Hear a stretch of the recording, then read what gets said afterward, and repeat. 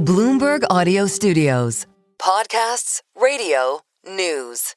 Sticking with the shutdown as tensions are rising on Capitol Hill, House Minority Leader Hakeem Jeffries of New York is confident a spending bill can pass, but says Republicans must first address what he calls a health care crisis. House Leader Jeffries joins us now. Congressman, thank you so much for being with us. House Leader, I want to just start with whether you feel confident that you can complete some sort of agreement in the next few days. Do you have a time frame as these discussions do continue?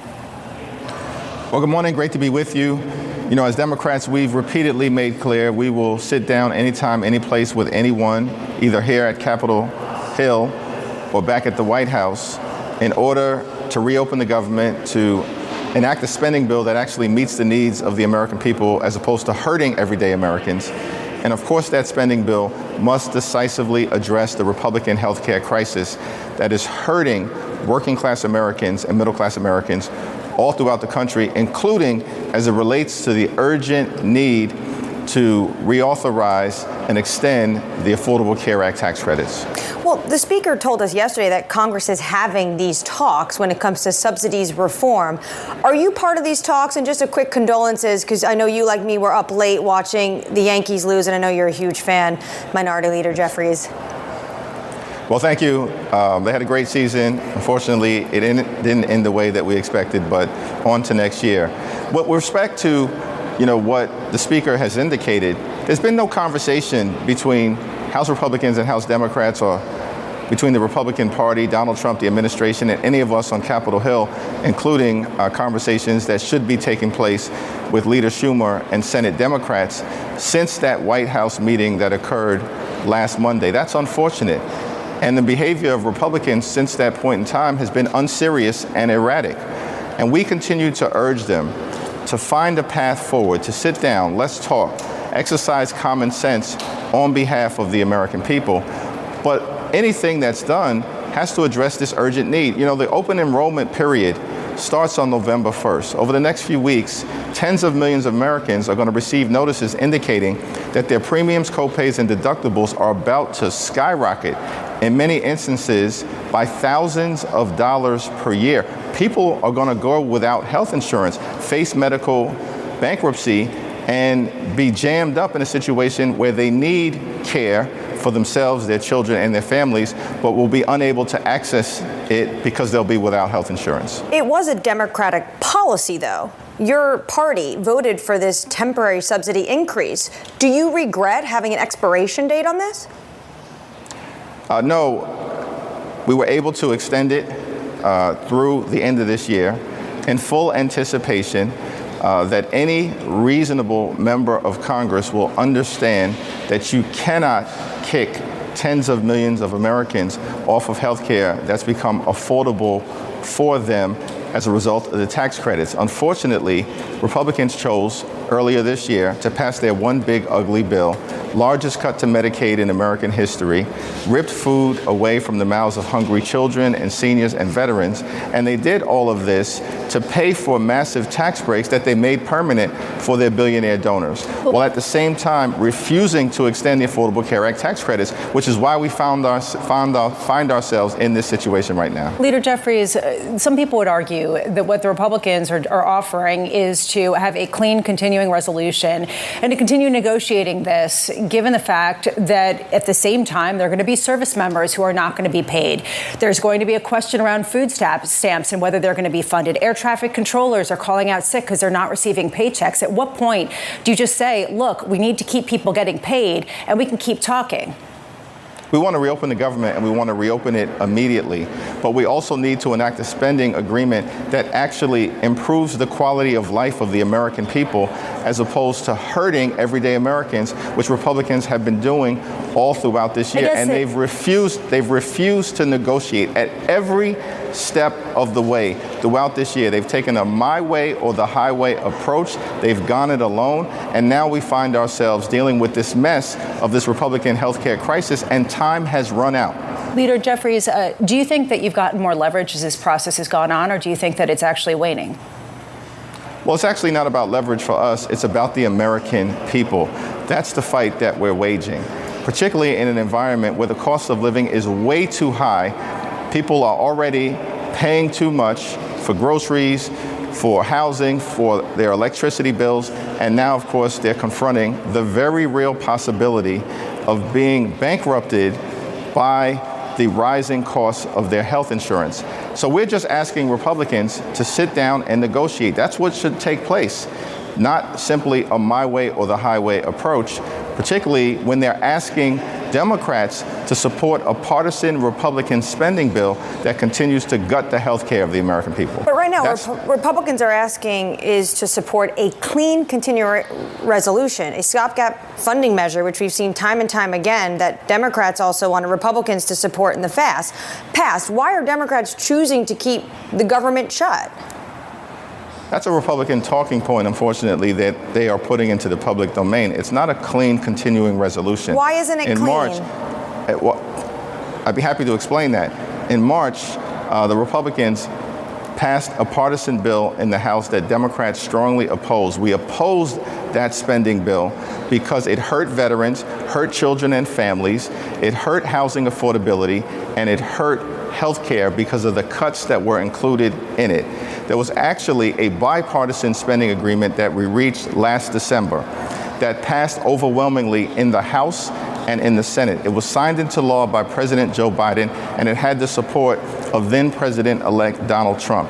That would have been a clean spending agreement that could have been put before the Congress. Instead, they passed this partisan Republican spending bill in March that we strongly opposed, and now they want us to continue to sign off on that particular bill that also includes $500 million in cuts to law enforcement grants to support police officers all across the country. That's just not something, for a variety of reasons, we can support at this particular point in time. Do you think the Democratic Party could commit to broader reforms when it comes to the Affordable Care Act and keeping less of the subsidies? Could this be potential off-ramp for a deal?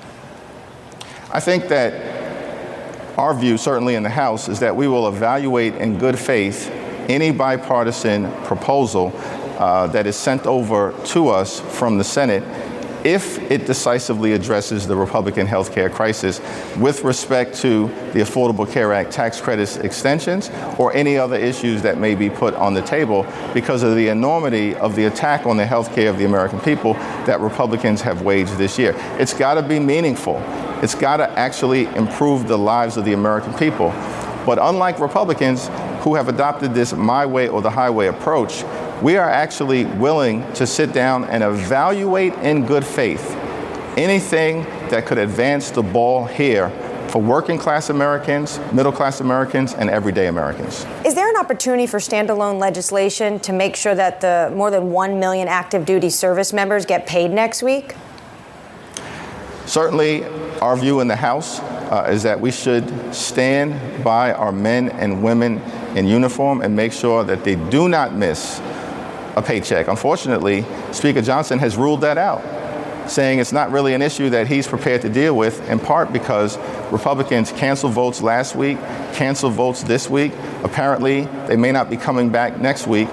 And what is that all for? Why are they on vacation in the middle of a government shutdown, particularly as it relates to the real possibility that our military families might miss a paycheck that they cannot afford to miss? We're urging Republicans to get back into town, allow us to deal with the military pay issue, allow us to deal with the Republican health care crisis, and allow us to reopen the government so we can enact a spending agreement that meets the needs of the American people.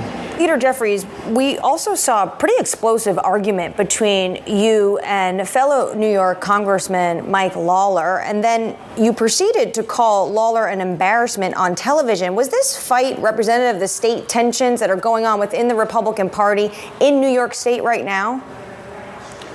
Well, MAGA Mike Lawler is an irrelevant individual. He's a clout chaser, and he was stalking the Democratic leadership press conference in ways that are unhinged. And, you know, at the end of the day, our view is The people who need to sit down and have the conversation with us, Republican leadership in the House and in the Senate, the Trump administration, including the president or the vice president or anyone that they designate, are the ones who are ultimately going to determine how we can find a bipartisan path out of it. And we look forward to having those conversations, but unfortunately, Republicans to date have declined to do that. Well, what was he doing that you deem unhinged? And have you spoken to him since? Have tensions cooled? It doesn't sound like they have. He's an irrelevant individual, and as I indicated, his behavior clearly speaks for itself.